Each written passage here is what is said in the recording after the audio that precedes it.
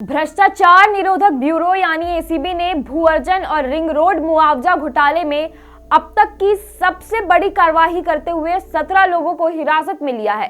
ये कार्रवाई धनबाद से लेकर रांची, दुमका, गिरिडीह और देवघर तक एक साथ की गई, जिसमें एसीबी की 10 विशेष टीमें रात भर छापेमारी करती रही। इस अचानक हुई कार्रवाई से पूरे प्रशासनिक तंत्र में हड़कंप मच गया। जिन लोगों को हिरासत में लिया गया है उनमें कई बड़े अधिकारी और कर्मचारी शामिल हैं, जिन पर सरकारी जमीन अधिग्रहण के दौरान नियमों को ताक पर रखकर करोड़ों रुपए के घोटाले का आरोप है। यह मामला केवल कागजों की गड़बड़ी का नहीं बल्कि जनता के हक की खुली लूट का है, जिसे सालों तक दबा कर रखा गया।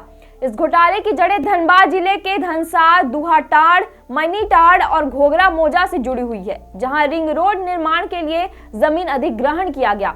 आरोप है कि जिन जमीनों का अधिग्रहण हुआ उनके बदले असली रेवतों को सही मुआवजा नहीं दिया गया। भू अर्जन कार्यालय और अंचल कार्यालय के अधिकारियों ने आपसी मिली भगत से सरकारी दस्तावेजों में बड़े पैमाने पर हेराफेरी की।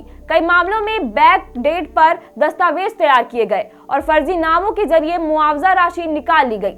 जांच में यह भी सामने आया है कि एक ही व्यक्ति ने फर्जी कागजों के सहारे करीब 6 करोड़ रुपए की रकम हड़प ली।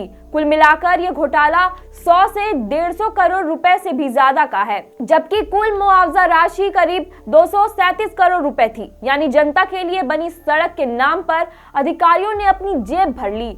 एसीबी की इस कार्रवाई में जिन प्रमुख लोगों को पकड़ा गया है उनमें तत्कालीन बर्खास्त जिला भूमि अर्जन पदाधिकारी उदयकांत पाठक, तत्कालीन अंचल अधिकारी विशाल कुमार, तत्कालीन सर्किल इंस्पेक्टर नीलम सिन्हा, अंचल कार्यालय की कर्मी कुमारी रत्नाकार सहित कई अन्य अधिकारी और कर्मचारी शामिल है। इन सभी पर आरोप है कि इन्होंने अपनी सरकारी जिम्मेदारी का दुरुपयोग किया और कानून की कलम को भ्रष्टाचार का हथियार बना दिया।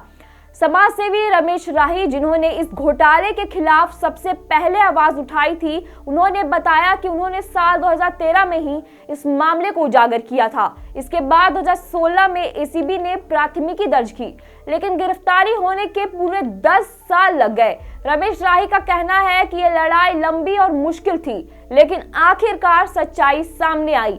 समाज सेवी रमेश राही ने एसीबी की इस कार्रवाई के लिए धन्यवाद देते हुए सरकार से सख्त मांग की है कि घोटाले में शामिल सभी आरोपियों की चल और अचल संपत्ति जब्त की जाए। उन्होंने कहा कि जब्त की गई संपत्ति से वही पैसा वसूला जाए जो असली रेवतों का था और जिनका हक सालों तक छीना गया।